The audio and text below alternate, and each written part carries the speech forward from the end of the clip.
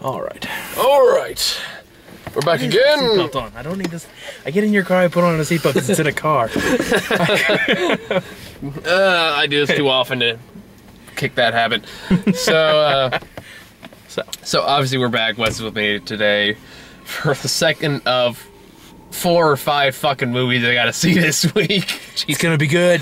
It's gonna be good. This one was 302 Dalmatians. Rise of a Nation? Rise of an Army? I think it's Rise of the Empire. Rise of an Empire, Or okay. Emperor or something like that. Something that sounds vaguely Star Wars Episode 7-ish. Exactly, yeah. Rise of some sort of people. I just prefer to call it 301 Dalmatians, and that makes me happy. So, sure. So, yeah, 302, the one not directed by Zack Snyder, some other guy. Indeed. It's got its good points. There are some good things about it. It's got some ridiculous bad points. Yes, it does. We're gonna have fun talking. Yes, we are. I will say this much right off the bat: Eva Green was fucking awesome. Which one was Eva Green? The main villain. Yes, she was. She was. We'll talk more about her because there's a lot of really bizarre shit that happens with her. There was. That's one scene in particular. I think you know what I'm talking about, but yeah, we'll get to that. All right, we'll get to that point because we can't not talk about it. It's one of those things, no matter how much we don't want to. All right, so yeah, no. So last time Wes was here, we talked about a reboot that didn't need to exist. Now we're talking about a sequel that doesn't need to exist. You know, before we go any further, before we hit any spoilers and the people who don't want spoilers go away, I'm just going to say right now, if you loved the historical accuracy of the first movie, this is the perfect movie for you. Wait, is this actually accurate? About as much as the first one. Really? Because the first one was actually pretty accurate, aside from the more fantastic pretty much, Greeks fought Persians. That's the limit of historical accuracy. Really, because I did a report on Thermopylae. A lot of stuff in 300 was actually fairly accurate. Well, yes, and a great deal of it was not. Well, yeah, I'm saying, I know a lot of it was, of course, obviously made up, but I know history majors who lost hair from watching 300. Like, it was I'm sure there was no giant mutant trolls, but you know, I'm just saying there were some issues. I guess I'd say it was surprisingly accurate. I guess would be a better phrasing. Yeah, no, there are bits of this, but it's historically so not accurate. Yeah, I mean there are bits and things. The Persian army being massive, that's legit. The Persian army having ironclad ships. No. Oh, that's the part you were losing it about. Yeah. That's one of the many parts I lost it about. See, I don't know shit about history. I've made that more than clear on many comments I've made to friends and probably on these fucking videos. Yes. So I'm sure there's more than documented proof that history is not my strong suit. Never has been, never will be, despite what my teachers forced down my throat back when I was still doing this shit. Indeed. So where to start with this? So, obviously, the main character in this is not Gerald Butler. I think it's fairly safe to say. Through the horrible green sheet CGI dead body scene at the beginning of the movie, where it was clearly just a rug that they imprinted the dead Spartans from the first movie on, and tried to pass it off like, yeah, there's people really walking on top of that. No one. I like how the horse doesn't stumble. That was fun. There's a lot of those little CGI touches when, they got kind of lazy, like how the water doesn't move. I don't know if it's they got lazy or just budget happens. Maybe. They're like, the ship doesn't rock like crazy when they're on the rocky shores either. Yeah. There's a lot of shit like that. Like, I didn't notice the second time I watched it, by the way, because my dad wanted to see it, so I was like, okay, sure, I'll go, because he paid for my ticket. But this time around, like, you kind of noticed a lot of stuff where they kind of cut corners and kind of hope nobody would notice. Right. A lot of that was in the CGI department. Yeah. And a lot of the fact that apparently they couldn't find extras for a lot of the scenes where you could have easily found extras, so they added like little CGI Ken dolls in the background to do this. Hey, where you can save money, you can save money. Maybe. I don't know. Just as the Godzilla franchise. Oh my gosh. We're not to previews yet. We'll get to that. We'll get to that. So, the movie starts out with a Battle of Marathon. Again, my Greek knowledge is not so good, so I'm gonna assume this is pretty inaccurate. Well, there was a King Darius, and he did make an invasion attempt. Honestly, I don't know as much about the Battle of Marathon as I'd like to claim, but, you know, I don't know how close to that it actually went. I get the feeling a lot of that was kind of taking some liberties. Like how our main character, Thermostat, Thermopylae, It's, Themithus? Themithus. I'm gonna call him Hamster because that's what he looks like. Yeah. So, where Hamster, our main character, kills the Cain, the Persian Cain, with an arrow that he miraculously managed to get in a single shot, which starts off a whole revenge thing. And that's the first thing that bothered me about this movie is like, why did there need to be a personal connection between the main hero and the god Cain? Why couldn't he just be a god Cain? Why was that not okay? I know, it's terrible when they crush your heroes. Yeah, screw you too. Yeah, man. Alright, so... And then, of course, you have the connection with Eva Green, who plays, like, this, I fucking loved her character, who plays, like, the Greek commander who got, like, picked up as a kid from the Persians. They got trained to, like, a super soldier person who's fucking out of her mind. Hey, there's a lot to be said for a good mixture of a hunger for revenge and some serious psychoses. Yeah. You can get some amazing murderous individuals. I don't know about great strategic minds. No, probably not. But, you know. You know, she makes up for it. So, props to her, I guess. I don't know. If you're going for, like, any sort of accuracy, you're in the wrong fucking theater. Yeah, no, okay.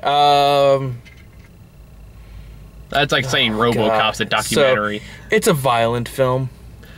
There's a fight scene or two. Like, 3 people die, give or take a few hundred. Yeah. There's a lot of death. I'm pretty sure more people die in the movie than there are in the cast. Yeah, which is kind of cool. To say, Billy died, bring him around, throw it again. Let's go. I feel like that would be a fun credit to get in a movie someday. What, just soldier and 1 through 50? Look, if there's a casting person out there who sees this and gets this idea to bring me on for it, I'm down with this. I would love to be able to make the claim of, yeah, I died in that movie 6 times. What if it was all just one guy? They just cut him in as like thousands of That would be amazing. Gary, you're up. Take 5,876. And this thing that bothered both of us is, like, say what you will about Zack Snyder. Like, some people have a love-hate relationship with him. I really like, I'm not going to call myself a fan, but I do appreciate his work. I've never met the guy. Anyway. Fair enough. But anyway, the first 300 knew how to use the slow-mo effect. Like, again, say what you will about Zack Snyder, but he's mastered the fucking slow-mo technique. So, it's true. They had a better understanding of when to use it. Here, it was kind of like they put on an on-off switch and then handed that switch to a 6-year-old. Yeah, pretty much. Like, slowing down on things that should not be slowed down for is like, yep, that's a head. And that's falling. That or the guy who thought of it was just like, yes, the sound effect of slow-mo is stab. Or just, and then this thing that bothered both of us is, it's a minor thing, but it pops up so much throughout the movie that it's hard not to notice it. It becomes a major thing. The thickness of the blood. Blood is thicker than water. In this movie, blood is thicker than most non-gelatinous substances. It looked literally like they were spilling in like jars of jelly every time somebody got stabbed. Yeah, no. I've seen... In fact, the vast majority of maple syrup I've dealt with is not as thick as this blood. And I mean, it looks so horribly CGI'd too. It looked like it came out of a PS1 game, kind of. Yep. Like a old Final Fantasy cutscene.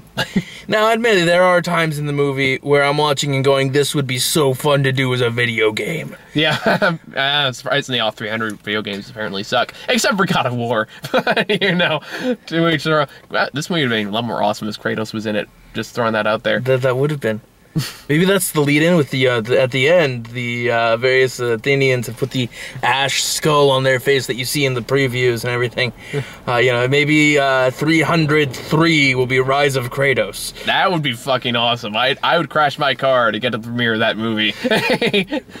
Just see Zeus pop out of nowhere with no explanation. And It's funny because you've crashed your car before. Jackass. I'm hilarious. That's a story for another day. Yes, it Thanks is. for bringing that painful memory back, jackass. Anytime. Have your Kratos. All right. So where were we? Oh, yes, we're talking about crazy psycho bitch. throughout the whole thing, you have this kind of narration going on from Leonidas's widow, who's talking about how the hope of Greece rests on the Athenians. And you're kind of left up in the air the whole time unless you know history as to whether or not the Spartans are going to show up to help. As we work through it now, Themistius... Hamster. Yeah, okay. He's this great strategist, which... Themistocles, that was it. Themistocles, there we go, yes! It's like mystic, so yeah, Themistocles. Themistocles comes in as the strategist which Athens was known for. Spartans were just kind of, the brute force and skill in that regard. Athens had strategy. So he really comes through with that, and they do some ridiculous stuff, like putting the ships in rings, which, if I didn't know the Greeks had actually done that, I would have called bullshit. But they actually did do that? Yeah, no, that was an actual strategy that they had pulled. Huh. It's also worth they used it against the Persians, but that's actually been done, so I can believe that it could be used here. It's also worth noting that they're kind of repeating the 300 scenario. Again, I don't know how this compares to how actually history happened, but it's like 50 ships versus 50,000, basically. Oh, yeah. All led by Evergreen. So, or whatever character name is.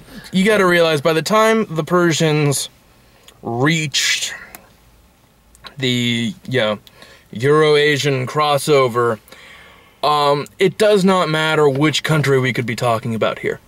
We could be talking about Egypt or any other country in Northern Africa. Do you remember bringing up Egypt again? Oh my god. Anyways. That's what movie's missing. Thanks for bringing up that painful memory. No. You're welcome. Well, Red, let's talk why this movie is missing a 50-foot lightning penis sword. The opportunity arose. We brought up Kratos. He already has like 2 50-foot lightning penis swords on chains. It's sad because it's true. Anyways. Where was I? You were talking about circle ships. Yeah, so circle ships, he pulls in some cool strategies. He does this. He pulls an interesting strategy using the fog and the rocks and everything, which is a great strategy to use as kind of a crippling maneuver to then destroy your enemy. Not great to use during your second battle to eliminate a portion of the enemy, so the rest of the enemy now knows about the rocks.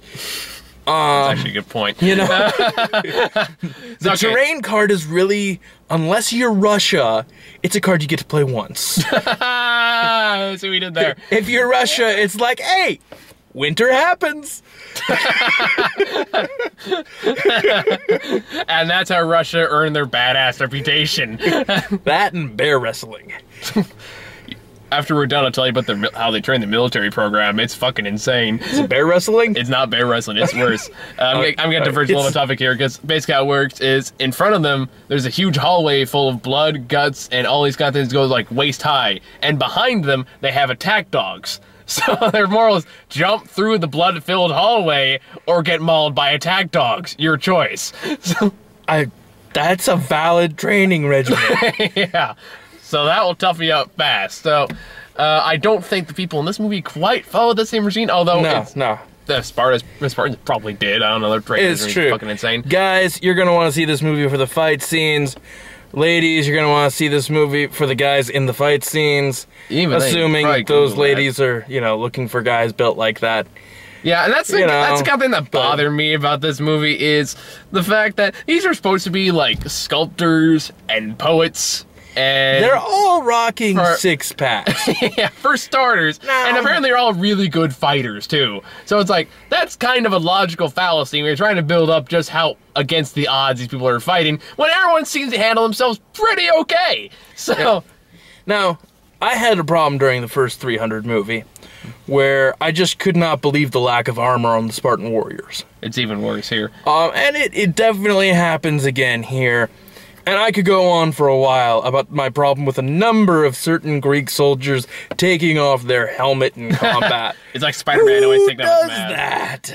that? But no, I have a very good friend who is very Greek.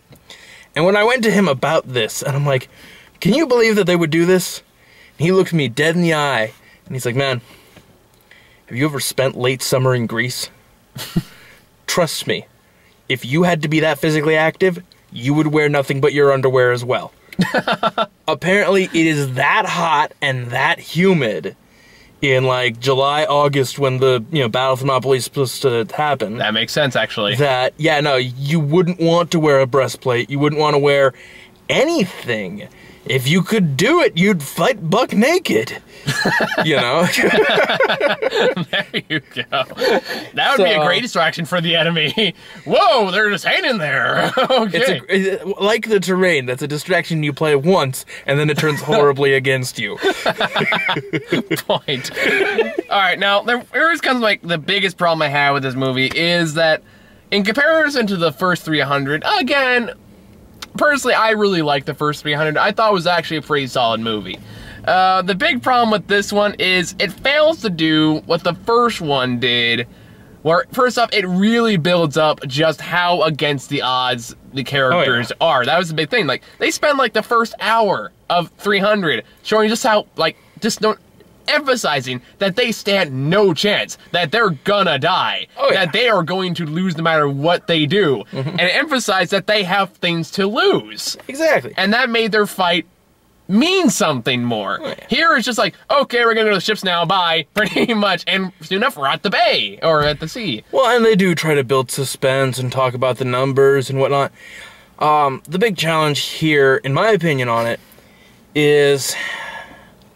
it's a rule of movie making that it's an alarming number of directors, cinematographers, whoever's in charge of this, are dropping the ball on. Which is never try to do in your sequel more of what you did in the initial movie. You want to build on what you did, not try to exceed it. You want to take that and you want to turn a corner and use it to build something more. Exactly, that's what you should do. If I take the most suspenseful movie I've ever seen, and I'm gonna make a second one of it, suspense should be a factor, but if I try to over-suspense the most suspenseful movie I've ever seen, there's a very, very slim chance, especially when I'm not the one who made the first one, like we have here, that I'm gonna beat that suspense. Yeah, I would agree. You know? I mean, let's take a look at just a few random sequels I can think of off the top of my head. They're actually, in my opinion, better than the original. Which, this is going to be a weird choice, but bear with me. Kung Fu Panda 2. Actually, it's a pretty good example of this. Because it doesn't detract from anything that was established in the first movie. It takes what's there and builds on it, continues to establish what was, continues to grow what was established in the first movie. Sure. And use that to pull the story forward. And it works in that way. And the same thing like, say, The Dark Knight did kind of the same thing. Yep. Where it took what was established in the first movie, expands on it, doesn't like try to retread, doesn't try to make it bigger. It is bigger, but that's only because that's what the story demands. Not because you're just trying to outdo your first movie. Yep. And that's why both those movies work. Exactly. Here, it's just like, okay, we're gonna take almost the exact same scenario, except now it's in the ocean. Yep. And that's pretty much all they try to do. Well, and there's a few pacing problems. There are. I definitely agree. Athens. Lasts about 5 seconds. The fall of Athens lasts about 5 seconds, and it's more of Athens than we see in the rest of the movie. Pretty much, yeah. I really think this movie could have done with a 30-second montage showing us the farmlands, the culture, the people of Athens, and, like, take the time to focus on them. Focus on a few farmers. Focus on a few sculptors who are then going to be spotted as soldiers later on. Don't just keep saying, we were farmers, we were sculptors. Show them. Show that culture that Athens is known for and everything. And then, when Athens falls, if you want to use, 5 minutes to show the fall of Athens, the audience will actually care. And that's another thing that 300 did, the original 300 did too, was like, it did show the culture. You did show like how the world works. For how brutal the Spartans were, and but that they were still connected. And like how even how the politics worked, and just like stuff they had to do for that thing. They actually showed that and explored that, not to a great extent, but enough that you can get a feel of how things work. Yes. Here, everything's like so rushed. The hamster dude is all just globe trots like in 5 seconds, and that bugged the shit out of me, because he does it like 6 times. Where it's like, in a cut, he's suddenly in an entirely different city, and we get no explanation of what happened before or after he left. It's and true. Like, especially towards the end, this point really bothered me. I'm getting to major spoiler territory, by the way. After the very bizarre scene we'll have to talk about in a bit, I guess he basically decides that, okay, we basically lost. Yeah. So instead of, this confused me the first time I saw it. It makes more sense now that I've watched it again, because I missed a couple lines, which goes to show how little they cared about setting up their big finale, which was a pretty good finale, to be fair. It had some great pieces. Anyway, yeah. Back to what I was saying. So instead of dealing with the emotional impact of the fact that he just lost, basically just we're completely defeated, and so the next thing you know, he's in Athens. He's talking to the hunchback from the first movie, and he gets the sword from Leonidas, and he goes back to Sparta, and apparently it's like Sparta, and apparently he wasn't there when Athens was destroyed, or just it's random shit like that, where it's like ignores over huge plot points for the sake of getting the ball moving. Somehow he got out of Athens before it was attacked, and he goes and to didn't Sparta, hear about it, and then he sets up a battle at a bay, which is the part I missed the first time. So I thought they never left the sea area where they were at the first point. It was like, and then we just left a big plot hole in my head. It was like, so wait a minute, what was the point of them fighting for that area to begin with? And if they could have apparently just gone around and attacked Athens anyway. You know what this movie needed? What? This movie needed an Indiana Jones sepia tone map with red dotted lines. Not just because that was, kind of fun with the Indiana Jones movies, but it would have given us all who have not been to Greece or have not studied Greece an idea of how close everything is and relation of locations. That would be useful. Like just getting us an idea so we could know, oh, hey, Athens was apparently 20 miles from Sparta. Riding a horse there in a scene cut would have been a piece of cake. That's, decent point. I think it's also with, this is kind of not huge important fact, but I think you've just established a new tradition I'm going to use for every movie I see from now on, that whenever there is a horse in a war scene, I am gonna belt out with a Dr. Horrible song. Bad horse, bad horse, bad horse, bad horse. He rides across the nation, the thoroughbred of sin. He got the application that you just sent in. It needs evaluation, so let the beams begin. A heinous crime, a show of force, a murder would be nice, of course. Bad horse, bad horse, bad horse. He's bad. The evil league of evil. All right, so. Anyways, clearly we've all watched that thing. In the Battle of Marathon, there's this Persian horse that the guys lose control over. It freaks out. We get a close-up of, like, the horse eye. And it comes down and its hoof crushes the skull of a guy. Now, of course, as it's flailing, I lean over and I say, bad horse, bad horse. And then he kills a Persian. I'm like, it works! And then as we get to the end of the movie, was it Themistocles? Yeah, Themistocles. Themistocles is on a horse, riding around on the ships, because that's a brilliant idea. So then we lean over and go, bad horse, exactly. Bad horse. You cannot convince me. I don't care what arguments anyone wants to bring me here. For all the suspension of disbelief that this movie requires, I believe it's the same horse. Revenge. There's the real revenge plot to the movie. There's this moment where, at the very end, where Leonidas' widow, I wish I could remember her name. You can just call her Sarah Connor, if it helps. Sure, no. She and Themistocles kind of share this moment of, like, nodding approval that they're gonna, back each other up, and we're both badasses. I feel like it should have also had a cut to the horse who's just like, yes. That's for the real theme of, like, Steven Spielberg's War Horse. Exactly, Every time, like, I have a dramatic shot with the horse, you go, bad horse, bad horse, his bad horrible horse. death whinny. You know, one day we're gonna record a remix of that song for a review. I don't know how we're gonna tie it in yet, but I'm gonna find a way. Okay. Anyway, so that awesome tradition now aside, the part we really need to talk about was that bizarre as fuck sex scene about halfway through the movie. I don't see what was bizarre. What you do in your spare time is your business. Apparently, you're kinkier than I am. So wow. Anyway. So what happens is, after the second time, the Persians get their ass kicked. Okay, before we go any further on describing this scene, you owe the viewers an apology. Really? Yes. Okay. For the next year, I'm sorry. you have to apologize for that movie. I'm sorry for Vampire Academy. Now let's continue. All right. You're never gonna live that down, are you? No, I'll let it go in a year. Next January, you're off the hook. Oh, good. I have a debt. All right. So let's keep going. So, after the second time the Persians get their ass kicked, Evergreen is like, this guy's a brilliant technician. I need to get him on board and see if I can, like, lure him to the dark side, basically. So, for some reason, after the best promotional speech I've ever heard from a guy trying to convince someone to go meet with their leader, yes, where it's like, how do you guarantee his safety? It's like, oh, don't worry. We're gonna kill all of you and tie your bodies onto our mast so we can ride it to Greece and burn it all down to the ground. It goes, why didn't you say so? Yeah. This wonderful, reassuring speech.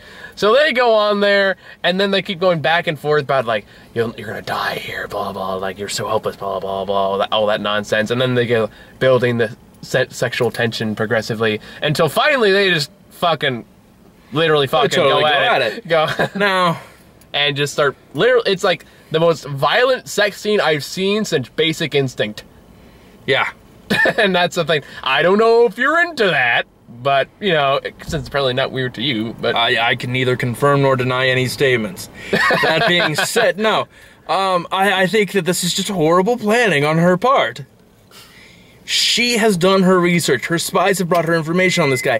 And he's even told her, in discussion earlier this scene, that he has no family back home because he spent his entire time in the Greek Senate preparing them for this.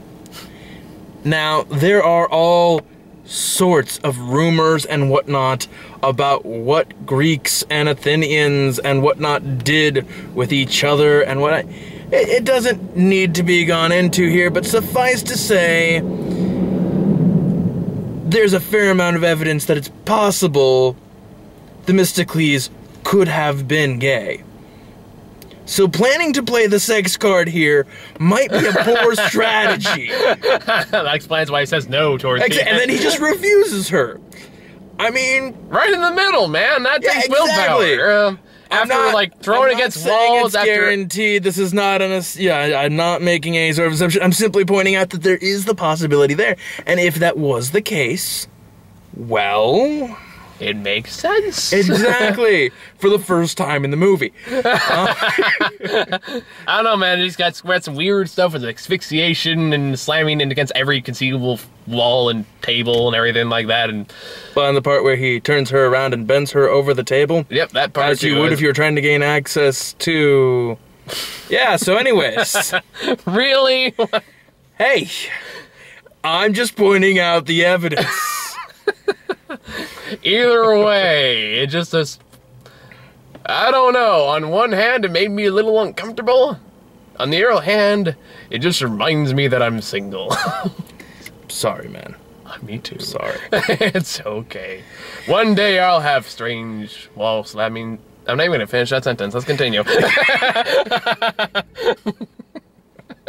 It's like, do I want to go there? No. I feel like we need to prepare something for this, your YouTube channel that just announces this is not a children-friendly show. Oh, don't worry, there's a disclaimer. All right. Most of the time. Oh my... There needs to be one all the time. I'm sorry, there's no little button on YouTube that's, I think. I'll have to look, actually, now that I think about it. Should definitely be listed as a mature content channel. Yeah. All right. I'm not going into detail. I'm just saying. It's true. So, I mean, this thing was more pornographic than anything I've ever done on this show yet. I don't know where I'm going with that, but again, let's move on. So, after bizarre sex there's things scene. I could say. Don't. I don't want to go there. On one hand, I'm curious. On the other hand, I know you, so I'm afraid of what you would say. And I know you're better at me, this whole smart-ass thing than I am. In a battle of wits, I am a master of fighting unarmed. So, that being said, let's move on in the movie. So, they got defeated at the Aegina Sea. Oh, and by the way, what was up with those fucking sea eel things that like appeared in one scene and never popped up again or was even mentioned? Yeah, they didn't show where they came from. I could assume that the Persians brought them and unleashed them from under one of the ships to eat the men to make sure the Greeks didn't survive, even though some of the Greeks survive. They could have been things in the Aegean Sea. I really don't know marine biology of that portion of the world that well. Yeah, I'm sure those exist. I pretty well just went with what I told you in the theater. Just I leaned over and, do you hear that sound, princess? Those are the shrieking eels. There you go. They always get louder before they feed on the flesh of men. Or whatever the Princess Bride quote was. Like, I don't know what those things were, but they were freaky. And if I saw them in the pool, I wouldn't jump in. Well played, yeah. That about sums it up. So, the movie kind of ends the way we already kind of talked about the ending. Exactly. The Spartans show up to help. The other Greeks show up to help. They have the Persian forward fleet surrounded to take out. It's not the full Persian fleet. Yeah. But they start handing over. I almost feel like it would have been better to end the movie before the Spartans made actual contact. Maybe. It gave that chance for the whole badass, agreement of sharing power together and everything between Hamster and exactly Hamster and Sarah Connor. Apparently, you got to get better at remembering character names, man. I'm terrible with names. Everyone knows this. It's like that's kind of now we're talking about that. It's worth noting just that the character, like at least again comparing to the original 300. You couldn't remember every character's name, but you knew who was who, and they had very defined personalities. This one relied on more defined appearances. Pretty much, like certain scars or like the only two people that really have any sort of personality is the Eva Green character, which is why I think I liked her so much, is because she just ate up every line she had. Oh, she had to have had a great time with the movie. She had to have fun with it. She's like the only one that's having a lot of fun with this, and it shows, and it's so entertaining. Right. And of course you have I forget her Sarah Connor, Leonard, the Queen. Yeah. Her narration's nice. Who can like strong throughout. I mean, she's a great actress. I mean, I love her work, but it's like she can even make like some stupid line sound at least with some dignity, like the whole "So do you like to stroke your cock while watching real men train?" or something like that. That was a hell of a line. I honestly was shocked by that line. I'm like, can you say that in the movies? An R-rated one. Apparently you can. All right. Yeah. So stuff like that. So, she's not in the movie that much. Eva Green chews most of the scenery, and I'm okay with that because she was like, "No, make the whole movie about Eva Green. I don't give a shit about hamster thermostat." Themistocles. We figured out his name. We can use his name. So, Themistocles. I liked him as a character. He was kind of bland. All the characters were kind of bland. Exactly. He didn't stand out as much as I would have liked. He's no Gerald Butler. Yeah, no. My favorite of the Greek male characters was the spy, who was Themistocles' friend. Wait, which one was he? Was he the one that looked like... The father. Okay, the father. I was going to say. Is he one like Jesus? Or he has the situation of his son is too young to normally join the army, but he does anyways, and they fight together and all. But before you really get to this, you get a quick scene of this guy being a spy, and she figures out that he's a spy and identifies him by his hands. Mm-hmm. And that's a great scene, in my opinion. Not only for the skill of his getaway, he doesn't stand and try to kill all of them. He kills a path to get off the ship. Makes sense, yeah. Which is awesome. Yeah. The identifying by the hands. totally legit. The calluses on a person's hands do tell a lot about them. So that's something that I have an appreciation for. In my opinion, that right there is the best conceived scene in the whole movie. Even the part where Eva Green makes out with the dismembered head? You know, she wears crazy well. Look at Sarah Connor. I think Sarah Connor looks tame in comparison now that you think of it. You know, she wears crazy well. I would agree, yeah. And some people do, you know? Christopher Walken wears crazy well. Well, that's because he is crazy good. Crazy wears Gary Busey well.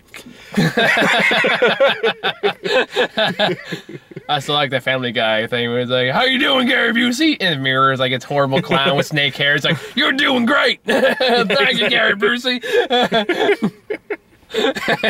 Oh, man. All right, we're on a battery life, so we should wrap this up.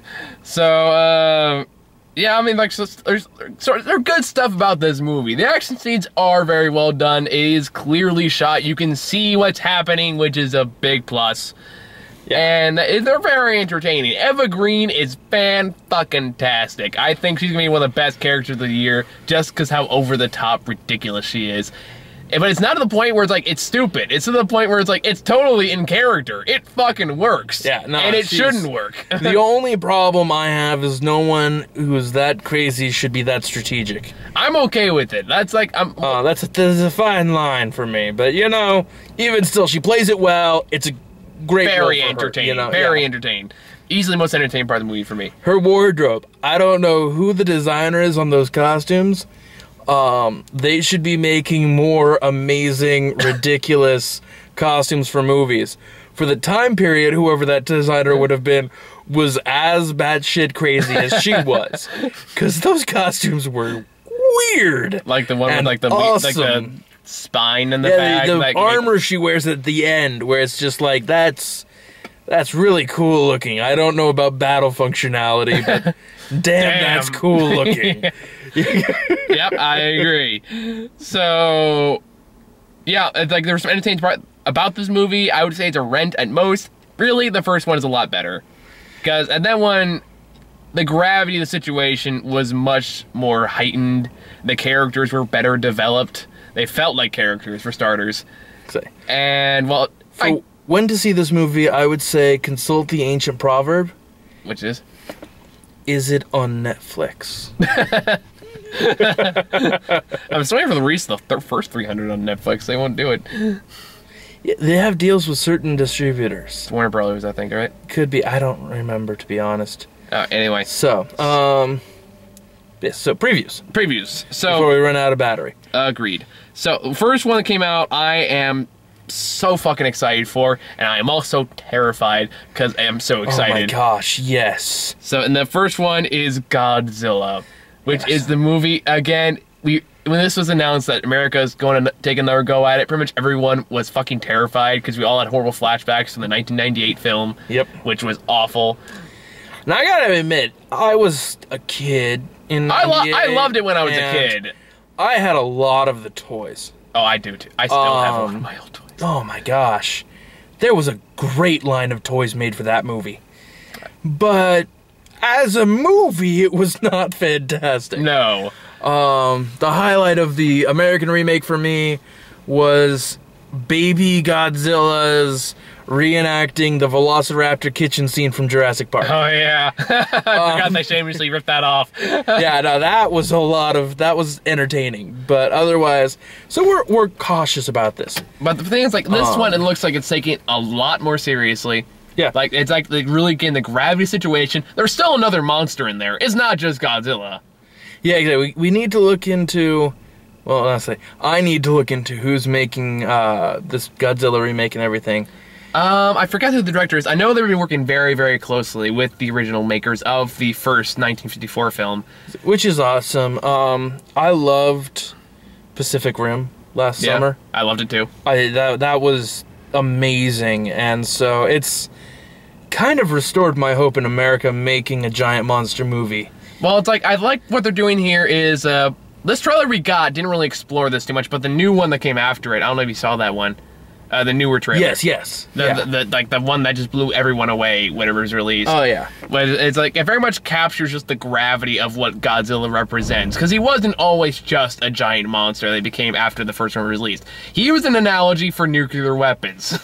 Yeah, no, he's the threat of destruction via nuclear weaponry. This one, I don't think it's going to be all about nuclear weapons. It's probably, it looks like it's going to represent Godzilla as like a force of nature kind of thing. Oh yeah, no, and I want to say there's a line in the second one where they talk about how someone asks, "Do you think that the nuclear bombs created him?" And they answer, "No, we think it woke it up." Mm-hmm. Yeah. And I'm like, okay, that's pretty cool. Yeah, so it looks like that's what they're going with it, because it's implied that, like, the great atmosphere and the great visuals, just in the trailers alone. Exactly. With, like, the storm clouds and the troopers and the red flares and just a great visual presentation, great atmosphere. Oh. And one thing, like, it's a tiny touch, but I love that they do this, is that you can actually see dead bodies on the ground, like, where the destruction is, because you never see that in monster movies. That's true. Like, that's always cut out. I mean, that being said, it's gonna raise the rating. You know. You think so? Oh yeah, no, the amount of gore you show, which includes dead bodies, does affect the rating of a movie. Maybe. I guess we'll find out. But yes, all right. So Godzilla, we're excited for it. What's next? Yeah, I can't wait for that one. That's one I think I might like see if I can drag a couple people to go see a midnight release because I'm that excited. But sure, well, I'll see when that when summer comes out. Next one we got is actually a different trailer this time for Spider-Man 2. Yes. Which I think we talked about before, so I don't want to retread too much. Yeah, very excited for it. I'm nervous because the third movie it took what Spider-Man was for me growing up, which is Spider-Man fights a bunch of enemies at the same time. The Sinister Six and whatnot was classic Spider-Man for me, and it did it horribly with Spider-Man 3.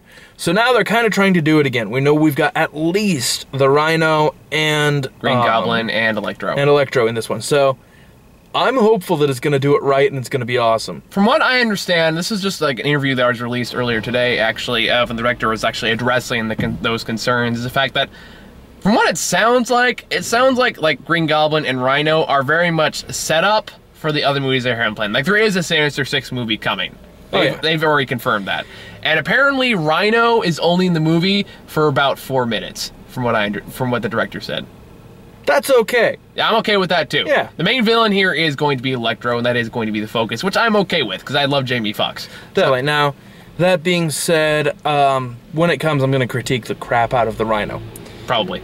Just saying it now, he's one of my favorite Marvel villains. Really? Not just as, like, a bad villain, but as a character. I mean, so I'm really hoping they portray him correctly. I know probably not to that extent that you're thinking of, because I know there was a fantastic, I think it was like a 2-issue story of the Rhino that came out I think it was part of the Gauntlet storyline I think I was going on at the time. Okay. You know what I'm talking about? No. Basically, it was this fantastic story about like kind of like a more retired Rhino who's like found the love of his life and like retired from the Rhino, and like a new person who's taking his place, who's more like bionics to do the Rhino thing, tries to instigate him back into the role. And through that, just like, I think that was the most emotional portrayal of the Rhino that I've ever read personally. I haven't read that one. That would be awesome. I can lend it to you. Yeah, no, I mean, some of the things I've read the Rhino is known for just mass destruction. Mm-hmm. But one of the things that's kind of key on him is he really doesn't kill people. Mm-hmm. He breaks buildings. He smashes cars. He doesn't kill people. And from a lot of the stories I've read that focused on that, he's better at not killing than Batman. So, you know, like... Now, there's a comparison. So, but we'll see where the movie goes. Anyways, so, let's move on. I got this one yesterday, Sabotage, which was the Arnold Schwarzenegger cop movie. Honestly, I love that he's making movies. I'm a Schwarzenegger fan. I'm with you. I don't know about this one, but... embracing the same concepts that Clint Eastwood's kind of taken on of, I'm too old to play the action heroes I used to, but damn if I can't play a grumpy old man with a gun. There you go. So... I know, Arnold Schwarzenegger is going back to the Terminator role, so we'll see. You know, I'm just down with him making movies again. I think he's a much better actor than he is a politician. So... Let's, you know. What is that saying about him exactly? That he's better at telling the truth than lying? Oh, we have fun here. Yes. All right. And then one more, right? Last one was the one we got before, Divergence, which the more I hear of this movie's story, the dumber it sounds. Movie of the year. That's how you know we're going to see a bad movie. When Wes says movie of the year. That's when you, like, clench down and prepare for the worst. It's gonna be terrible. You know, I just learned about, like, conditional responses, and I feel like that phrase is gonna just make condition my ass to just tighten up. Like, that's just really bad. It's gonna be great. Someday you'll be involved in the making of movies and whatnot, and you'll get to go to the Academy Awards, and they're like, this year for movie of the year, and you're just gonna get up and run screaming out of the audience. Which is great, because you're the one of the nominees. I can't wait till I get to an age where I'm making movies just as shitty as the ones I criticize. And people who do the same stupid shit that I do can make fun of my terrible movies. I want to see them do this. It's like, and here are the nominees for movie of the year. You're listed as one of the nominees. You turn out to win. The other door's open. I'd like to thank my mother, the Academy, and of course, the Lord Jesus Buddha.